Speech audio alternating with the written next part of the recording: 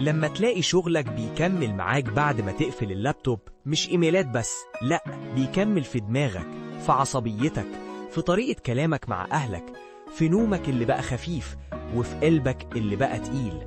لما يومك كله يبقى قبل الشغل وبعد الشغل، وتلاقي نفسك مش قادر تفرح بحاجة عشان بكرة في اجتماع، أو مدير بيحاسبك على نفس واحد، أو بيئة بتخليك طول الوقت في وضع دفاع، اعرف إن دي مش وظيفة، دي بتسحب منك الحياة حتة حتة.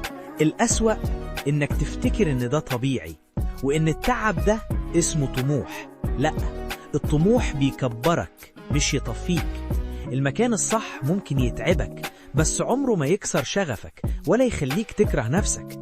ومن ناحية الشغل نفسها، الموظف المرهق مش بيبدع، بيأدي لحد الأدنى، يتهرب من المبادرة، يخاف يغلط، ويفضل ساكت عشان يعدي اليوم.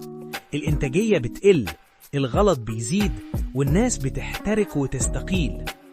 اسأل نفسك بصدق، هل الشغل بيضيف لحياتي ولا بياكلها؟ هل برجع البيت بني آدم ولا ظل بني آدم؟ لو وظيفتك بتسلبك سلامك، يبقى غالبا انت في المكان الغلط، حتى لو المرتب حلو. مش عيب انك تشتغل بجد، العيب انك تدفع الثمن من صحتك كل يوم وتقول هتعدي.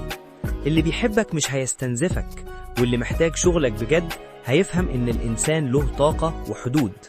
لو تقدر حط حدود بسيطة، اقفل يومك في ميعاد، ما تردش على رسائل بعده إلا للضرورة، اكتب اللي اتعلمته واشتغل على خطة خروج هادية بدل ما تنهار فجأة، لأنك مش ماكينة، وإحساسك مش رفاهية.